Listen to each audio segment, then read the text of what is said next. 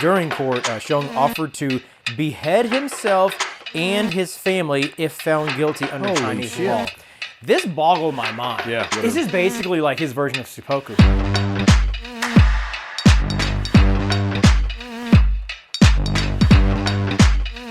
Welcome back to Arsenic Culture, where beer don't count, but bad decisions do. I'm Matt. I'm Jason.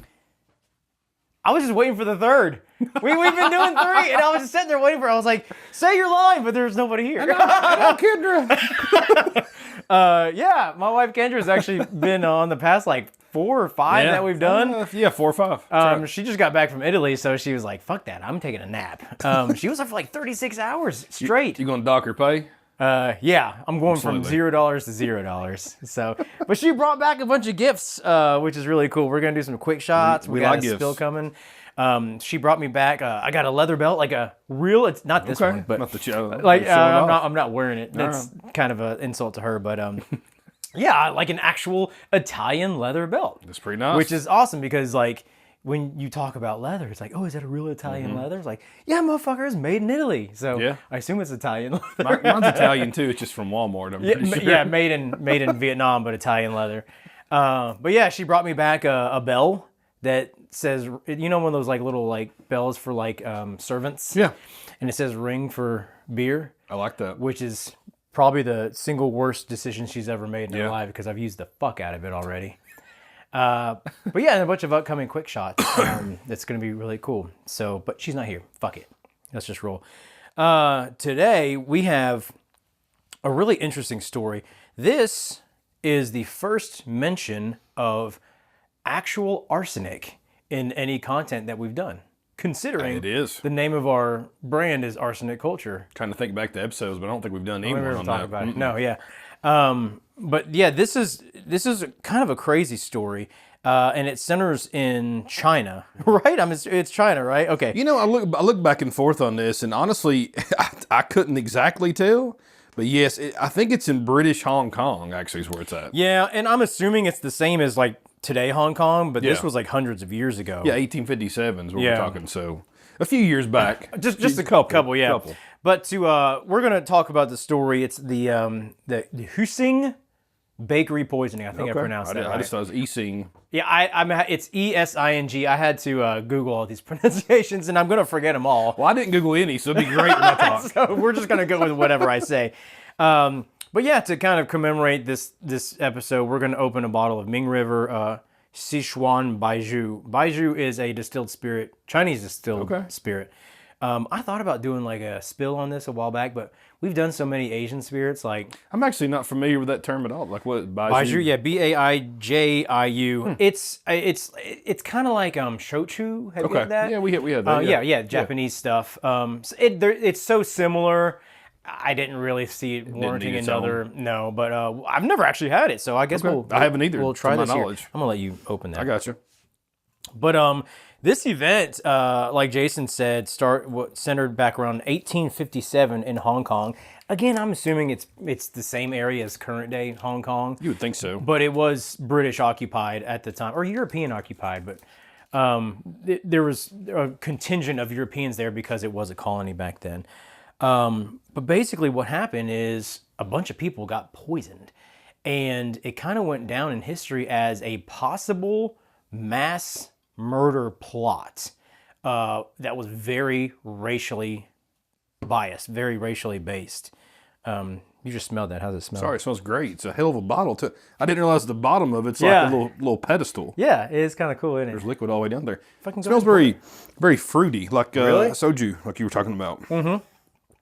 Well, you thought I said soju. I said shochu. Oh, yeah, that's what I meant. It's all Sure. it's all the Yeah. same though, right? Yeah.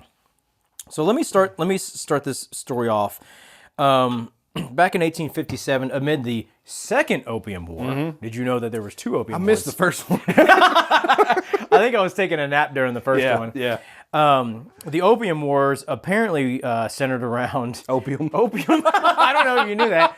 But yeah, quite literally, they were fighting over like the opium trade, and it was between, I think, China and the Western colonies, like the European powers, for obvious reasons, because it's a hell of a drug. Opium's a hell of a drug. I mean, you look like the movies. I remember like opium dens. People in there just always passed out and smoking like a hookah. With opium. Oh yeah, pipe. exactly. That was their like crack rock back Yeah. then. I mean, pretty much. Yeah. No, for sure. Yeah. So, but during the Second Opium War, which lasted between 1856 and 1860, there was this event, the Husing bakery poisoning. Okay.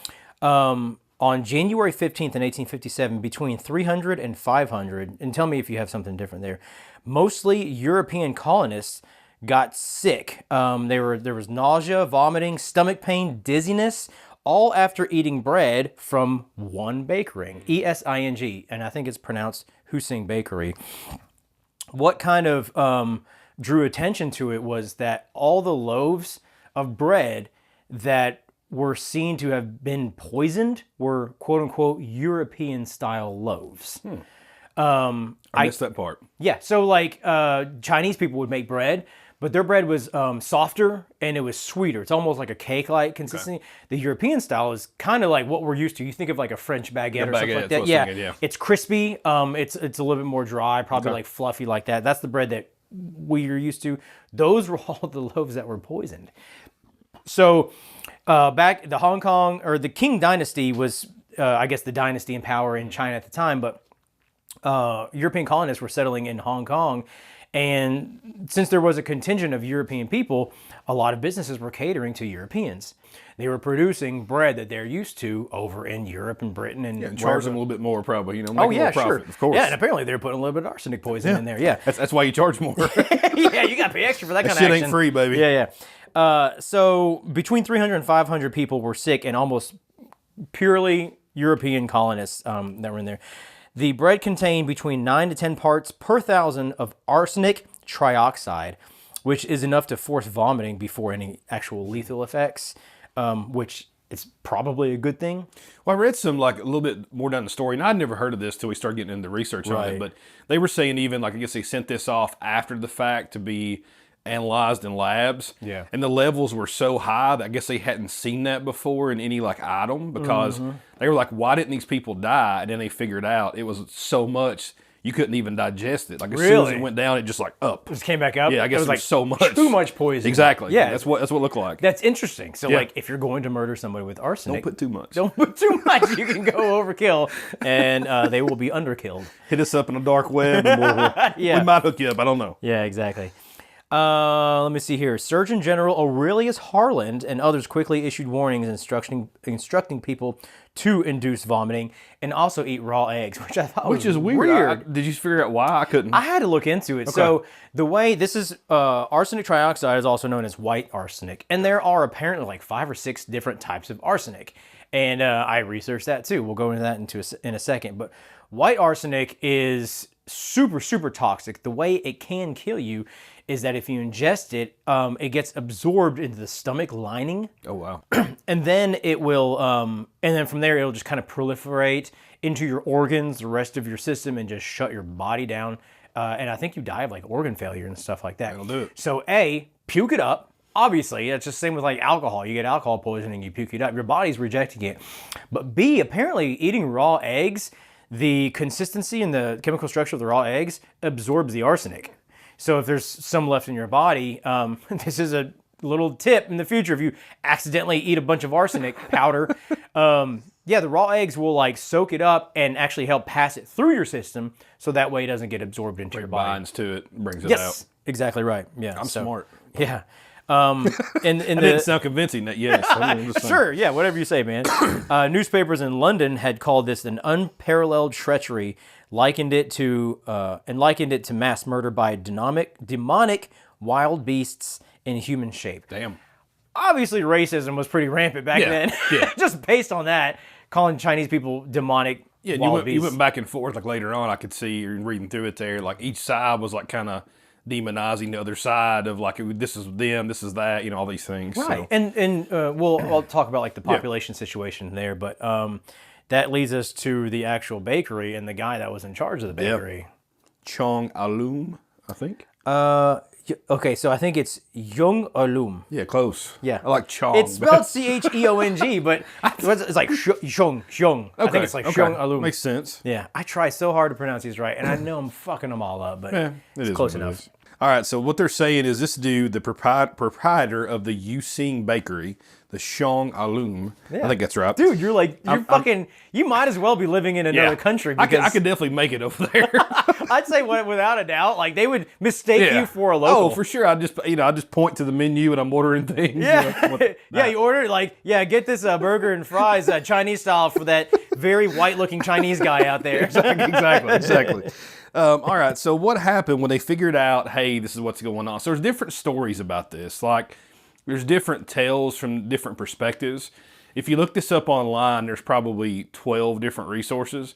A lot of them take you to a dead end, or you have to pay for like the article, which is what I found. Yeah. So the article that I found here is that Cheong and his family had left for Macau the same day of the poisoning. Oh, okay. So January 15th, 1857 is when it occurred. Oh, They were wow. I gone. thought it was like a day after. It was... Nah, same day. Okay. So they left, him and his family left, for Macau that same day, allegedly just coincidentally, right? Mm-hmm. So Macau was a Portuguese colony across the Pearl River Delta from Hong Kong. So I guess they're looking fancy. for like extradition. yeah. Like it's not a British colony. It was like So it's- Portuguese. okay. They were trying to So like... getting out there to safe yeah, ground. yeah, it's like fleeing the country basically to makes another sense. territory. Yeah. Now, his account says that day when they're on this boat, when they're Mm-hmm. going to Macau, that him and his family ate some bread, some of their servants too. So it makes you wonder, though, this guy owned a bakery. Right. And I guess you're rich enough to have servants back then? That's kind of odd, right? Maybe they were just on the boat. Maybe they're just like workers they called servants. I don't know. So I think back then, a lot of people were indentured. Okay. When was the slave trade? I honestly don't know. You're asking the wrong guy. But yeah, I mean, and we've actually talked about that on our rum episode, but like, yeah, I think it was normal to just kind of treat a certain people as a lesser class. Gotcha. And they would just be like there indentured with you. servants. Like, yeah, it wasn't like a financial thing because they didn't get paid. It was like they were kidnapped and forced into servitude. Okay. And it's not just like a black and white thing. Like where No. it's This like is the same Chinese race. I mean, doing it with the same race exactly. just Yeah, because yeah. somebody like fucked up, you know. So what they were saying though is that him and his family and some of these servants, some of these people on the boat actually ate some bread and everyone became sick, vomiting. So he told his family, hey, something had to have been done to this bread. He wanted to return to Hong Kong. Again, this is his account, right? So Right. other people are thinking he's trying to get the hell out of Dodge. He's saying in his account back then that, oh no, I was trying to get back because, I realized the bread was poisoned. Yeah, of course, yeah. Makes sense. So then when he arrived in Macau, he asked the captain to take them back, he said. Okay? So the captain said, we cannot turn around right now and take you back. He offered the captain money. He turned it down. He's like, won't you stay? He said, can I stay here overnight in the boat and we'll go back tomorrow? He said, well, I can't take you, but I'll get you on a steamliner back Right. then. I guess it's faster transportation. Right, yeah. So while they lay down and sleep that evening, he gets a knock at the door. And then this is when they come in and arrest him. Now, it doesn't really say who arrested him. I kept looking through this and stuff. Like Was it this was all in the same day? same day. God It's dang. literally the same day. It's a Right, hell yeah. of a day, right? It's an Like, I mean- action-packed day for this guy. I mean, I guess though you think a bakery, you're probably up at 3 a.m., 4 a.m. trying Yeah. to bake bread because everybody's eating at 6, 7, 8 in the morning. right. And it's got to be fresh. It's got to be fresh. Yeah. So he's probably gone out the door by 10, 11 a.m. Yeah. Then they're on the boat, and they say they went to bed about 7. He got woken up, this guy, 7, 8 p.m. Yeah. So, Well, we have a local bakery, Spalding's. Yeah. Oh, yeah. And they do really good donuts. And Great. it's like Cakes, too. And didn't know they did cakes. But yeah, they'll open from like 6 a.m. Yeah. till like till they close, till till like they run out. 11. Yeah. Like they close it like until they run out. But Hell, they're usually there like at 11 3 or or 4 12. in the morning. Like I they're know, making. that's the thing. Yeah. Like they're up like super early. Yeah. So yeah, I get it. So from there, I mean, some of the conspiracy theories of this attack. So they say it's an individual act of terrorism. Could have been from just him. Could have been some commercial sabotage. Maybe another bakery was doing that for him. Framing them for Exactly. Yeah. Could have been a war crime orchestrated by the the government who was in King Dynasty. King Dynasty. Qing. That's right. And it could have been purely accidental. So they say, though, if this would have been successful, the scale and the potential effects of this poisoning could have wiped out the entire or most of the British colonists in that community. Right. So based on that, That's pretty fucked up. So, population-wise, I think there was only, the amount of European colonists in that part of China was measured in the hundreds. Yeah, so they're saying, from what I could tell, I think between mine, your numbers are 300 to 500. So somewhere in between there. I saw 300 to 500 people were actually I saw 3 to poisoned, 4. Yeah. So well, that's what I'm saying, though. If all those people would have died, it would have crippled them. You're so exactly it right. makes you think they would have had like 600, 700 maybe. If that, yeah. But the actual population of that area for indigenous people was like, I mean, tens of thousands, I believe. So, yeah, it's not like the Europeans were taking over. And again, this is assuming that it was a nefarious plot. Yeah. It was basically just racially motivated, if that's the case. If that's true. But that's kind of what they're saying, or that's what they were like implying, that it was a nefarious plot where they're just trying to say like, hey, all you white honkies, we don't want you here. Get out of our country. I mean, that's probably the most plausible, though, right? Like, they probably felt overran if you're them over there. Well, I mean, they weren't wanted there in the first place. Yeah. The only reason they were there was because of the Opium War. I mean, they're basically inserting themselves to take over. So, I mean, I get it. We don't want anybody to die, but that's where they're coming from, and they all hate each other back then. So, what do you think of this Chinese beverage baijiu? Did you try to? It's actually it's good. It's sweet. I was thinking it was hot. It's 90 proof. Yeah, like that's quite a bit. Packs a punch. I wasn't expecting it to be this aromatic. I mean, this super. It's like this borders on gin. So it's got botanicals for sure. There's botanicals in there. I mean, I don't know if it says it, but I mean, I'm getting it from that. Even like on the flavor, like, yeah, it almost like tickles the tongue. It does. And that's not the proof. That's like there's something in there. Maybe there's arsenic in this. They use the finest sorghum grain or arsenic in purest water. It is distilled in traditional Chinese pot stills and placed in ceramic for a clean finish. I mean, I get like adjuncts on it. You know what I mean? Like all botanicals kinds of from shit. gin. I'm actually really. I thought this was going to be like an actual plain. Clean. Yeah. This is really stupid flavorful. It's good. I can't place those flavors though. Like, what is that? Like peppercorn yes, and like it's gin juniper or something for like sure. that. Like For it's sure. like a spicy gin. That's crazy. That's interesting. That I kept thinking about that as we were talking here. It's like really throwing me off. So weird one to pick out's like a pink peppercorn. That's it's weird, but that's what it is. I think of like spicy kind of peppercorn in there. So back to the story though. So the actual trial for Cheong Ah-lum and others began on February. Oh, that's right. I guess I should have finished my part up. So when they got his ass on the boat, they actually took him back. Right. So then they imprisoned him, and then the trial starts. Right, and then the trial starts. Yeah.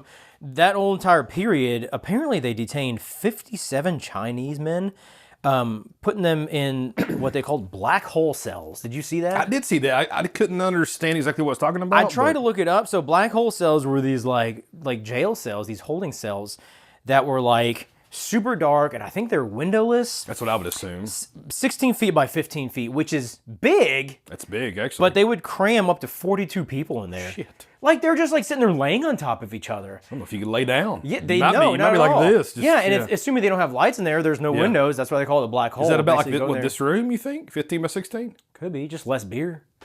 No, we keep the beer. If we go to, beer, you can keep me in here. if we ever get arrested, we'll just say, "Can you put us in house arrest here?" Yeah, I have a lock on that door. Just flip it around. You're good. Lock me in. You're good. I'm fine. You're good. I'll be here for the next 2 years. Bucket or two. I got a bucket over there. We're good. We're We're good. good. Got a shit We're good. We're and fine. piss bucket. Nice. So, but yeah, the trial began on February 2nd.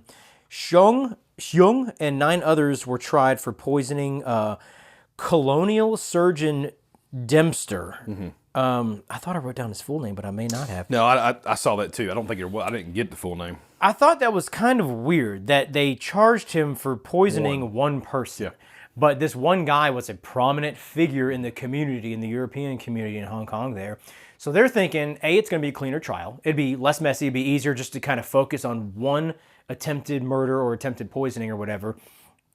And B, he's so well revered that people are going to try to People side had with him. probably a higher respect for people back then that were in power, like Exactly. had money, whatever, And here's the thing. He was basically tried in like a Western style court. Okay. Like the jury that was doing the deliberations and stuff like that, they were all white. I can't remember how So many. it wasn't his peers. No, it looks like there's 6 people on the jury, and they were all whites. So you're immediately like, well, this guy's fucked. It doesn't matter if he did it or not. Yeah, right. Colonial Surgeon Dempster was a Scottish doctor who oversaw public health and hospital administration there. The defense tried to cast Cheong as prosperous and the defense tried to cast Cheong as prosperous and framed. The prosecution tried to portray him as a king sleeper agent or just an agent working against the European colonists. During court, Cheong offered to behead himself and his family if found guilty under Chinese law. This boggled my mind. Yeah. He's prostrating himself to the jury. Okay. And he's saying, I'm so ashamed of all of this. What do the Japanese samurais do? Seppuku? Yeah, seppuku, whatever. This is basically like his version of seppuku. He's saying like, my honor has been threatened. I will cut off my head and my family's head. I think it was posturing. It's prostrating himself, but it's posturing. I think he's just saying this to appeal to the jury, being like, oh, I feel so bad. I'll kill myself if you tell me to. Yeah. Don't tell me to, but I will. That's kind of what I was getting out of it. So this trial goes on for a few days. On February 6th, the jury... So just think how quick that is. That's under a month from when the poisoning happened till the jury comes back with the damn verdict. Yeah, after today the trial it'd be a year at least. You know? Shit, it'd be a fucking year just to even go to trial. Yeah. You know what I mean? So the 6-person jury verdict came back 5-1, not guilty.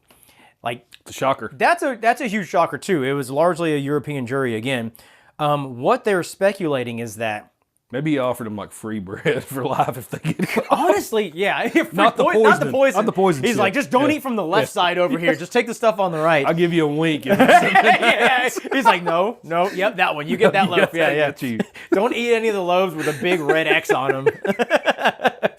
But like, what they're suspecting is that all the people that were on the jury were ingrained in Hong Kong. Like, their lives are there now.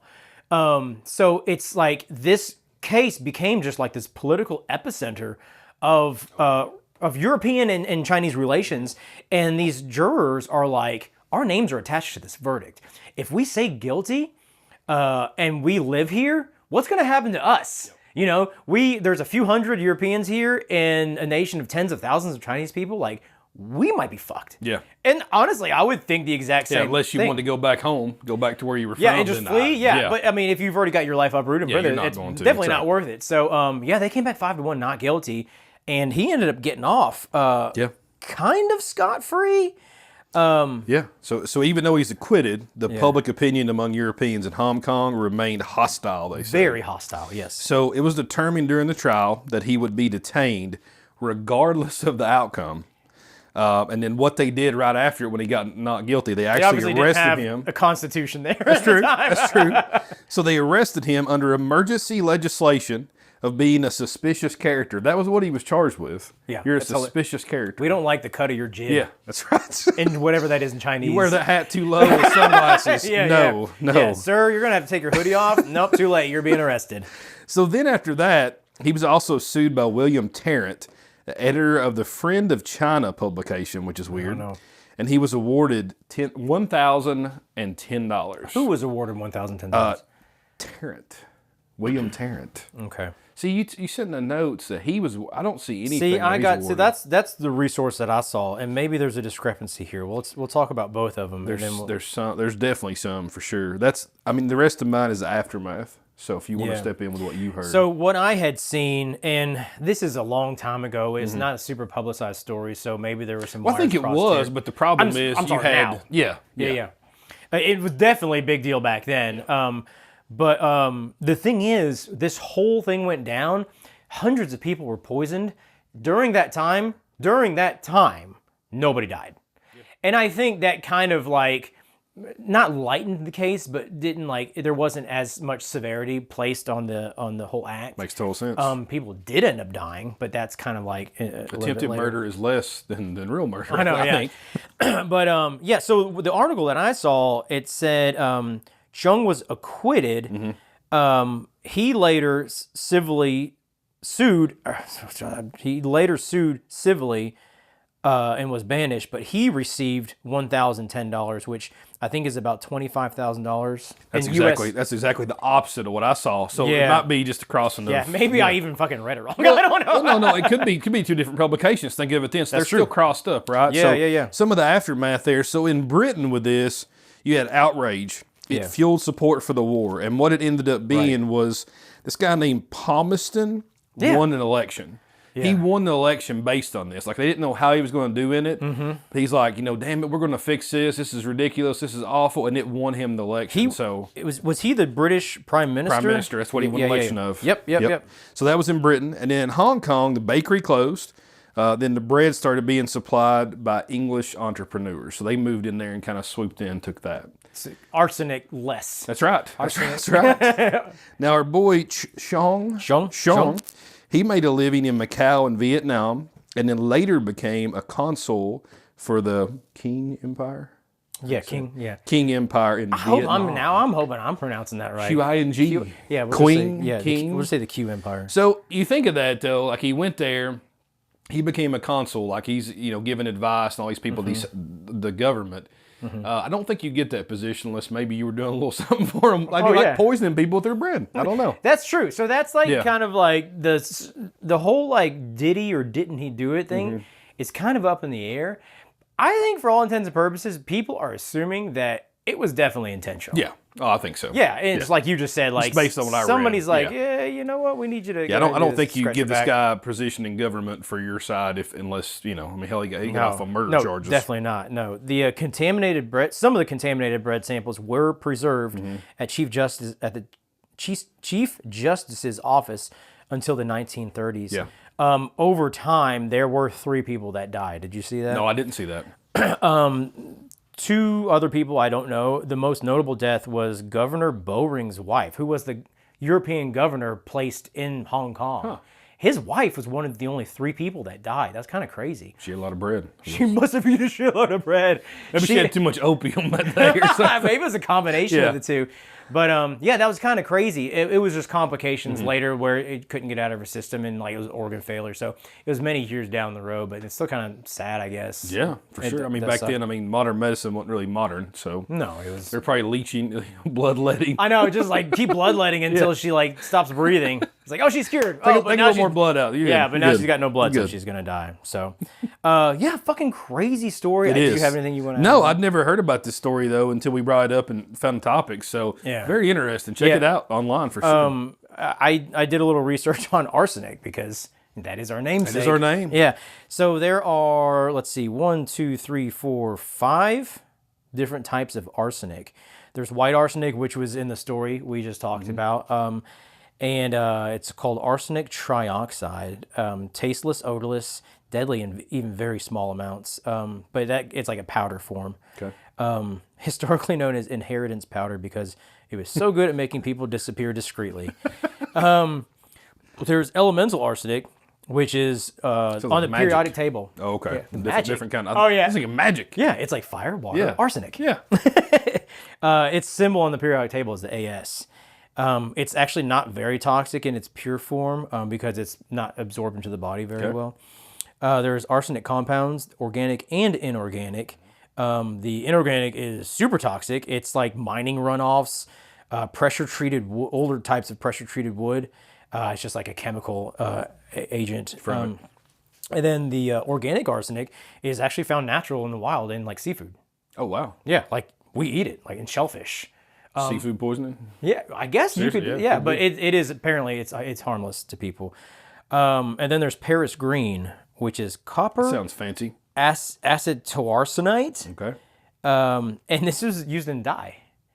So people were putting this in like paint and like painting the rooms. They also put lead in paint. Yeah, exactly. They were dying from like arsenic poisoning, just like they would like from like lead poisoning. Your hands. And then there's also arsenic gas, which is. So which one did you put in this for us today to try? I used a combination of 5. It tastes really good. Yeah, I know. I wanted to see which one overpowers the other one. So I'm assuming that the organic one is not taking front and center here. But fucking crazy story, man. Now you know how to, if you accidentally ingest arsenic, eat a bunch of raw eggs, just go Rocky style. And puke. Puke before you eat the raw eggs. Man. I would say puke, then eat the raw eggs. Yes. But the raw eggs make you puke, then eat more raw eggs. Yeah, that's fair. That's a fair point. That's the only reason we did this story is to teach you how to survive if you accidentally eat a bunch of arsenic. And drink a little bit. I mean, drink a little bit. Yeah. Thanks for your version of the story. You're That welcome. was good. It was kind of lined up with yours. Yeah, and this baiju's kind of fucking me up. I don't know what I think of this. I'm gonna have to revisit it. I think it needs to be in a cocktail, but honestly, so I mean, I too. think this is something I could see it being on your bar just to enjoy, like Yeah. have over. I wouldn't have 3 bottles of it. No, but it tickles my tongue. It's weird. it does. Yeah. It's probably the arsenic. I think it's definitely arsenic. So, guys, thanks for tuning in. If you liked it, then please share it. If you didn't, then just keep drinking until you do. That's true. For more Arsenic Culture, you can check us out on all the socials. We're at Arsenic Culture. Like and subscribe on YouTube. And we'll see you on the next one.